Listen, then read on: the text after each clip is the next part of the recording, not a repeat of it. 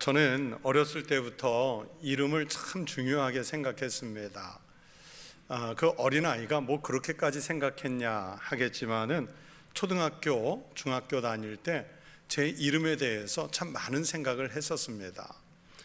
제가 이름을 한자로 쓰면 있을 제자에 도울 필자를 쓰는데 도와줄 수 있는 사람이 되라 라는 뜻을 가지고 있습니다. 그래서 어렸을 때 어린 마음에도 내가 좀 이름값을 하면서 살자, 내가 누군가를 도와줄 수 있는 사람이 되자, 내가 좀 돈을 많이 벌어서 가난한 사람, 어려운 사람들에게 물질적 도움을 주는 사회사업가가 되면 좋겠다, 이런 꿈을 좀 키웠었습니다. 그러다가 고등학생 시절에 우리 하나님을 인격적으로 만나게 됐고요. 그러면서 내가 이름대로 누군가를 도울 수 있다면 영적인 도움을 주는 것이 가장 좋겠다 하는 생각을 하게 됐고, 그래서 목사가 되기로 하나님 앞에 서원을 했습니다. 정말로 이름을 생각하다가 목사가 되기로 서원을 했으니까 이름을 얼마나 중요하게 생각했는지 이해가 되실 겁니다. 두 아이를 낳았을 때도 내 자녀들에게 어떤 이름을 지어주고 또 그 아이들이 그 이름대로 살게 할까, 이걸 정말 고민 많이 했습니다.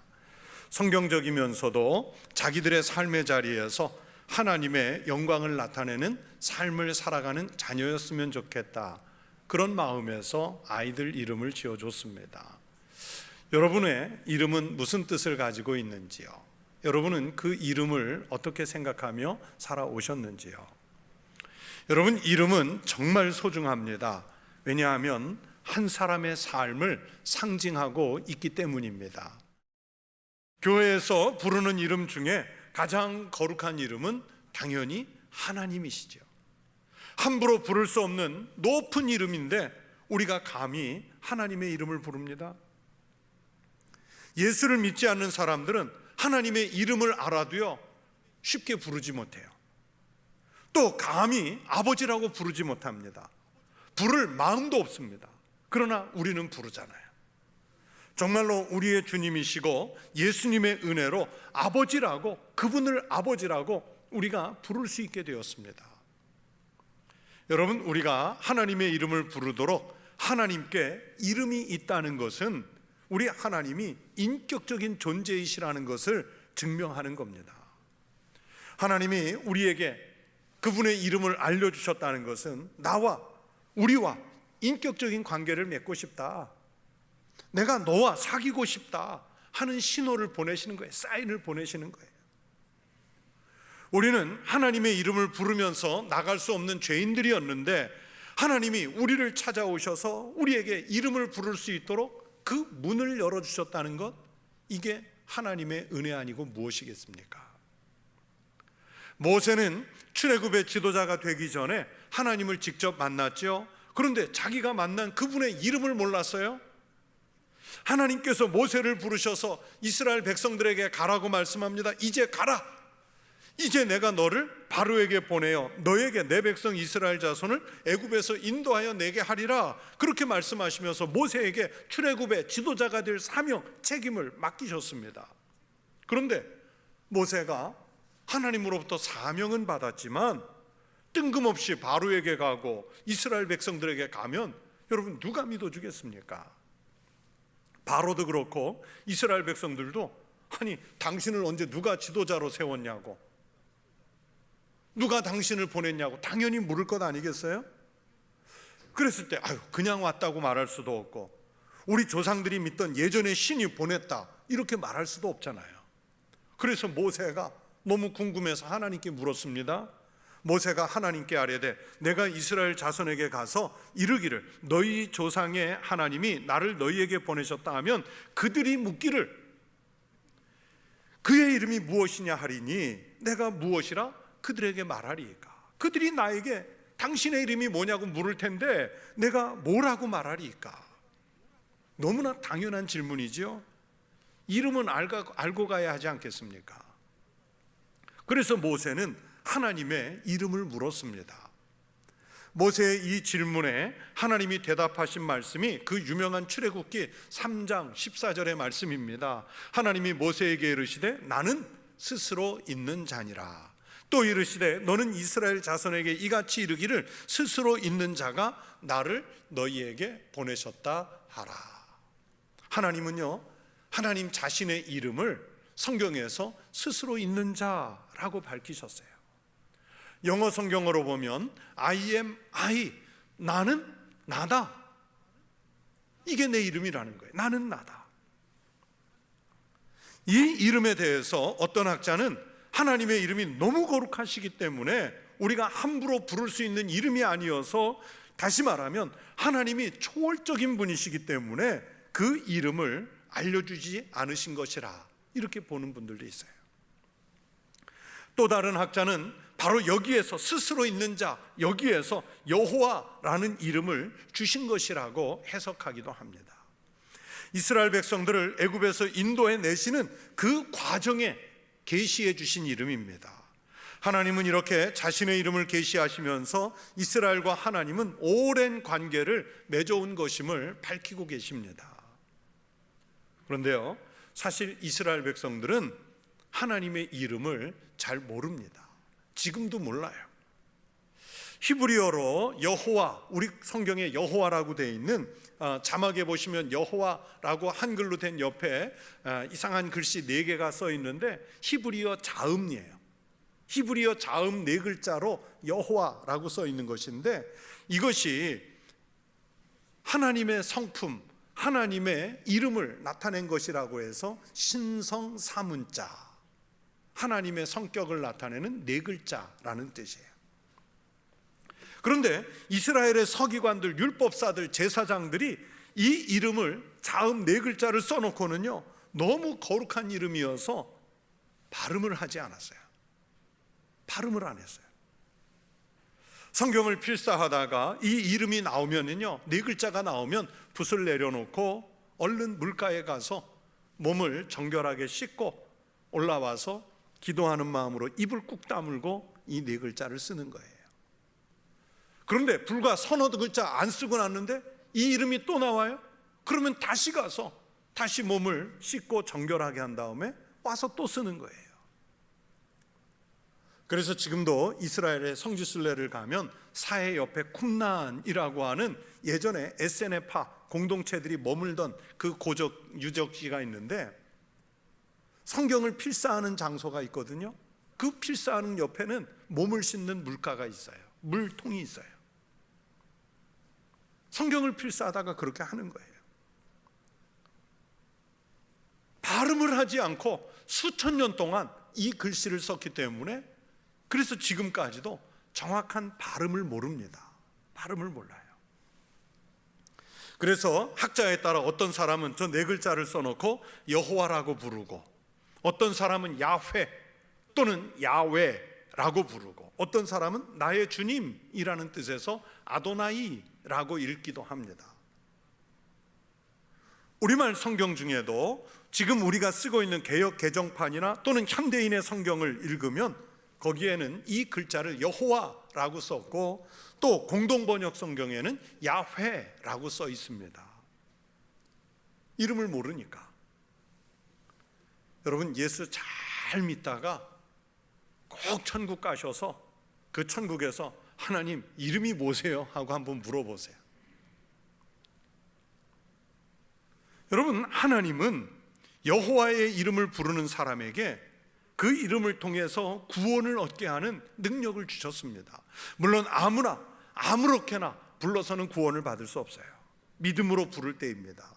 요엘 2장 32절에서 여호와의 이름이 주는 구원의 능력을 말씀합니다. 누구든지 여호와의 이름을 부르는 자는 구원을 얻으리니 이는 나 여호와의 말대로 시온산과 예루살렘에서 피할 자가 있을 것이며 남은 자 중에 나 여호와의 부름을 받을 자가 있을 것임이니라.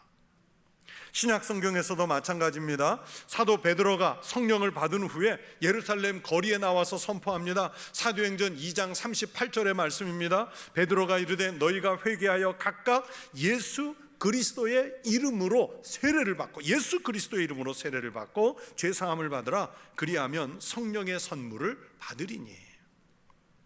지금까지는 율법으로 구원을 받는 줄 알았습니다.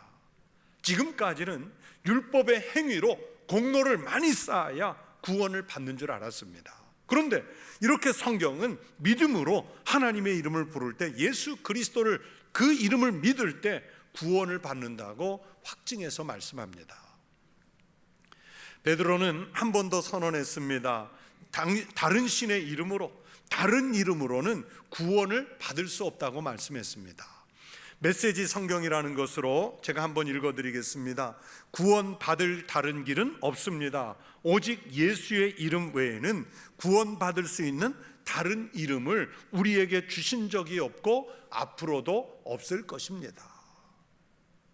과거에도 없었고 앞으로도 없어요.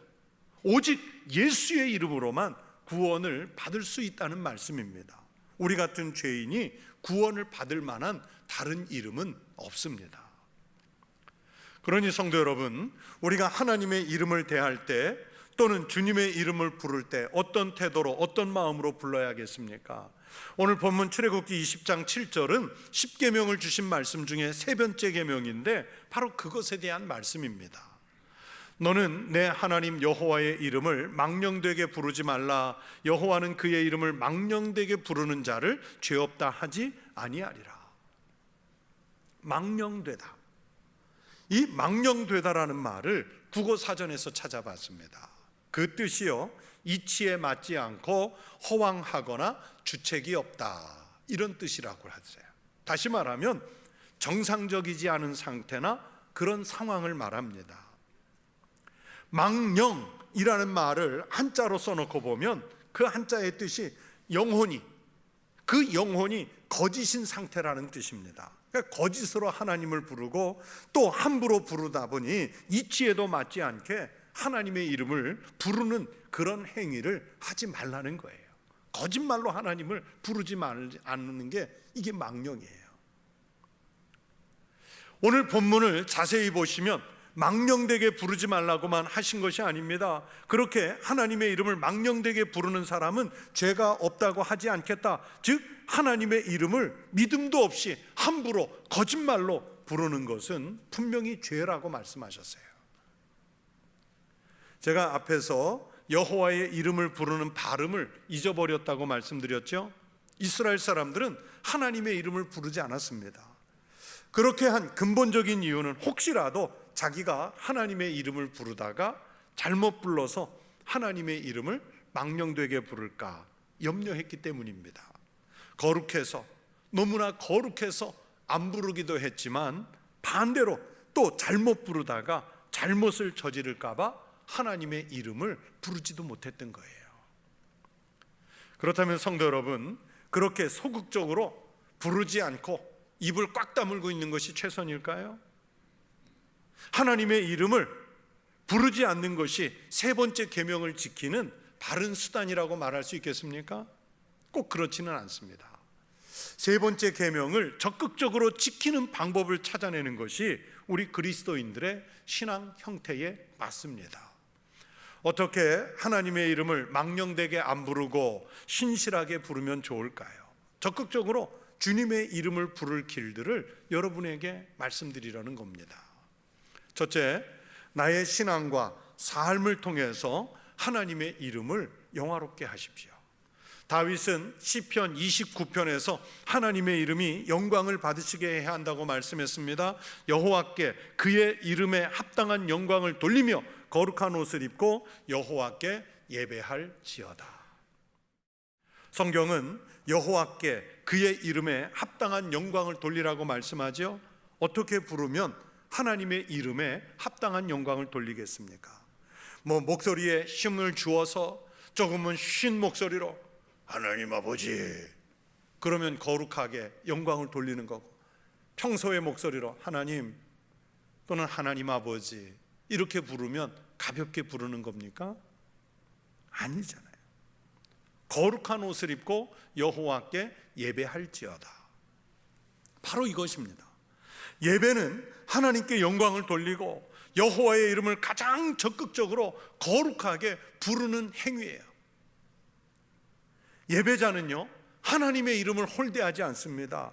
예배는 시작부터 끝까지 온통 하나님의 이름을 거룩하게 부르는 행위의 집합체예요.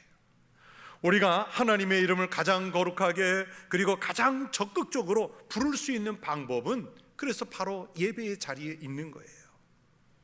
지난번 예배와 관련해서 시리즈 설교를 할 때도 말씀을 드렸습니다. 기도할 때 그냥 바로 기도의 내용으로 들어가는 분들이 있는데, 기도는 우리의 기도를 들으실 주님, 그 하나님의 이름을 먼저 부르는 것으로 시작해야 한다고 말씀을 드렸어요. 하나님 아버지, 또는 전능하신 하나님, 사랑이 많으신 하나님, 또 나에게 역사하시는 하나님, 우리를 통치하시는 하나님, 아니면 단순하게 하나님 아버지. 왜냐하면 내가 기도하는 것을 들으실 분이 하나님이시라는 것을 분명하게 선언하는 것이기 때문입니다. 내가 지금 누구에게 기도하는지 그 기도를 받으실 대상을 밝히지도 않고, 기도하는 것은 일종의 중언부언이에요. 예배 중에는 틈만 나면 하나님의 이름을 부르지요. 그 이름을 부르고 또 그 이름을 찬양하고 그 이름이 내게 구원의 능력이 되시도록 합니다. 예배의 자리에 있지 않으면 할 수 없는 일들이지요. 힘을 다해, 성심을 다해 예배의 자리에 적극적으로 참여하시고 주님의 이름을 부르시고, 그리고 그 이름에 합당한 영광을 돌리는 믿음의 성도들이 되시기를 축원합니다. 두 번째는 여호와 하나님, 그분의 이름을 부를 때 존귀한 마음으로 부르시고 존경심을 가지고 불러야 합니다. 고등학생 때 저희 국사 선생님이 아주 무서운 선생님이셨는데, 한 번은 수업에 들어오시자마자 앞자리에 1번으로 앉아있는 한 학생을 일으켜 세워서 아버님 함자가 어떻게 되시냐 하고 물었는데, 이 1번 학생이 그냥 아무개십니다 이렇게 대답을 했더니 그 큰 손으로 얼굴이 돌아갈 만큼 세게 아주 뺨을 때리시는 거예요. 학생들이 아주 놀라고 당황해서 쳐다보는데, 다음 학생 똑같은 질문을 했는데 똑같이 대답하니까 또 뺨을 때려요.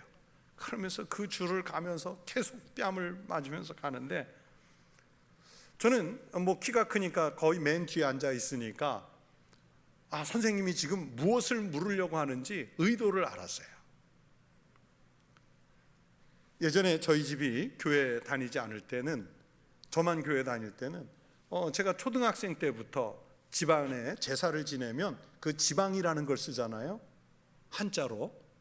그 지방을 초등학생인 제가 썼거든요, 그때부터. 그러니까 어른들을 어떻게 호칭하는지를 제가 잘 알아요. 그래서 나에게까지 순서가 오면 내가 제대로 대답해야겠다 이렇게 마음을 먹고 있는데, 마침 저보다 몇 자리 앞에 앉았던 한 학생이 이름을 제대로 대답을 했어요. 성을 얘기하고 아버님 함자가 무슨 자 무슨 자입니다. 제가 대답할 기회는 없었는데, 선생님이 왜 그렇게 하셨을까요? 아이들에게 어르신 이름을 부르는 예절을, 존경심을 담아서 부르는 예절을 가르치고 싶으셨던 것인데, 뭐 요즘은 그렇게 하면 안 되지만 그때가 1970년대니까 때려서 가르치신 거예요. 때려서. 그만큼 부모님의 이름, 선생님의 이름을요 함부로 부르지 않습니다. 임금님의 이름을 어떻게 함부로 부를 수 있겠습니까? 예법에 맞춰서 부르기 전에 먼저 그분을 존경하는 마음을 담아서 부르라는 의도가 담겨 있지요. 하나님의 이름을 부를 때 우리가 먼저 생각할 것이 있습니다. 여러분 자신과 하나님과의 관계입니다. 하나님은 여러분에게 어떤 분이시죠? 또 여러분은 하나님 앞에 섰을 때 어떤 존재이겠습니까? 하나님의 이름을 친구 이름 부르듯 사람의 이름을 부르듯 부를 수 없습니다. 기도의 응답을 바라는 간절한 마음으로 하나님의 이름을 부르고 싶다면 여러분 하나님과 친밀한 관계를 맺으시기를 바랍니다. 하나님이 사랑하는 그 믿음의 사람이 되십시오. 모든 영광을 하나님께 돌릴 헌신의 마음을 담아서 주님의 이름을 부르고 나와 동행하시면서 나를 인도하시고 지키시도록 간구를 담아서 우리가 그분의 이름을 부르면 주님은 우리의 기도를 들으실 줄로 믿습니다. 하나님의 이름을 부를 때 공허한 소리가 되지 않도록 하십시오. 마음과 생각과 삶으로 하나님의 이름을 부르십시오. 어느 것 하나라도 하나님의 그 부족한 사람이 되지 않도록 진심으로 하나님 앞에 나아가십시오. 그래서 하나님이 우리의 부르심을 듣고 축복으로 응답하시는 성도들이 되시기를 축원합니다. 그렇게 우리가 존경으로 주님의 이름을 부를 때 우리의 신앙 고백이 담겨 능력이 있는 이름이 될 줄로 믿습니다. 세 번째는 하나님의 이름을 부를 때 주님의 이름에 대해서 바로 알고 불러야 합니다. 여러분, 이 주님의 이름 속에는 하나님께서 존재하시는 의미가 담겨 있어요. 모세를 통해서 이스라엘 백성들에게 계시할 때는 스스로 있는 자라고 하셔서 전능하신 하나님이 모세와 이스라엘 백성들을 인도하실 것이라는 그 마음, 그 뜻을 담아서 하나님 자신의 이름을 계시해 주신 것입니다. 하나님께서 자신을 스스로 있는 자라고 하실 때는 그 속에 하나님 자신이 전능하시다는 뜻을 담고 있습니다. 그래서 우리가 기도할 제목이 너무 많아서, 아니면 심령이 너무 답답해서 아무 말도 하나님 앞에 할 수 없을 때가 있어요. 그때 전능하신 하나님의 이름, 그 이름만 믿음으로 조용히 부르거나, 아니면 정말 가슴을 쳐가면서 큰 소리로 주여 아버지, 하나님 아버지 온 힘을 다해 부르짖으면 하나님은 우리가 말로 기도의 내용들을, 간구를 꺼내지 않아도 우리가 부르는 그 이름 속에서 이미 우리의 기도, 우리의 간구의 내용을 아시고 들어서 응답해 주실 줄로 믿습니다. 전능하신 하나님의 이름을 믿고 부르는 성도들이 되시기를 축원합니다. 오늘 우리가 하나님의 이름을 어떻게 부르면 거룩하게 부를 수 있겠습니까? 말씀드린 대로 먼저는 바른 믿음으로, 예배자의 마음으로 하나님의 이름을 불러야지요. 그런 후에는 거룩한 삶을 통해서, 의로운 삶을 통해서 하나님의 이름이 영광을 받으시게 해야 합니다. 여러분, 우리 그리스도인들이 불의하게 살면, 우리 그리스도인들이 그리스도인답게 살지 못하면 하나님의 이름이 더럽혀지게 됩니다. 데살로니가전서 2장 4절에서 말씀했습니다. 오직 하나님께 옳게 여기심을 입어 복음을 위탁받았으니 우리가 이와 같이 말함은 사람을 기쁘게 하려 함이 아니요 오직 우리 마음을 감찰하시는 하나님을 기쁘시게 하려 함이라. 그리스도인이 정직하게 살고 바르게 사는 것은 사람을 기쁘게 하려는 것이 아니라 궁극적으로 하나님을 기쁘시게 하려는 의도입니다.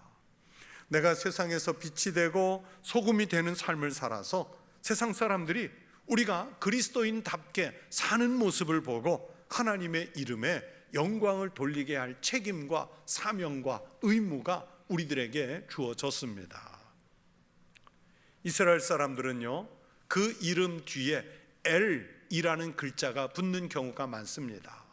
성경에서 떠오르는 이름들이 많지요. 사무엘, 다니엘, 나다나엘, 에세기엘, 요엘, 이런 이름들이에요. 또 야자가 붙어있는 이름들이 성경에 많지요. 이사야, 예레미야, 스바냐, 스가랴, 느헤미야, 이런 이름들이 떠오르잖아요. 이 엘자가 붙든지 야자가 붙든지 이것은 모두 하나님이라는 뜻입니다. 왜 이 하나님이라는 뜻의 이름을 자녀들의 이름에 넣어 주었을까요? 바로 부모들이 자녀를 얻었을 때 하나님의 영광을 위해서 이 이름대로 살아달라는 기도의 제목이 여기에 담겨 있는 것입니다. 오늘 우리는 새로운 이름, 그리스도인이라는 이름을 얻었습니다. 이 뜻은 그리스도에게 속했다는 뜻이지요. 우리의 새로운 이름 속에 하나님의 이름 그리스도를 넣었습니다. 그렇다면 우리의 삶을 통해 하나님의 영광이 나타나야 합니다. 나의 삶을 통해서 그리스도의 이름이 거룩해지게 해야 합니다. 여러분, 어떤 삶을 사시겠습니까? 어떻게 살면 하나님의 이름을 망령되게 부르지 않고 하나님의 영광을 나타낼 수 있겠습니까? 하나님의 이름이 망령되지 않게, 그리고 더 적극적으로는 하나님의 이름이 나의 삶을 통해서 영광을 받으실 수 있는 삶을 택해서 살아가는 믿음의 성도들이 되시기를 축원합니다. 여러분의 삶으로 하나님께서 그 이름이 영광을 받으시는 놀라운 역사가 있기를 주의 이름으로 축원합니다.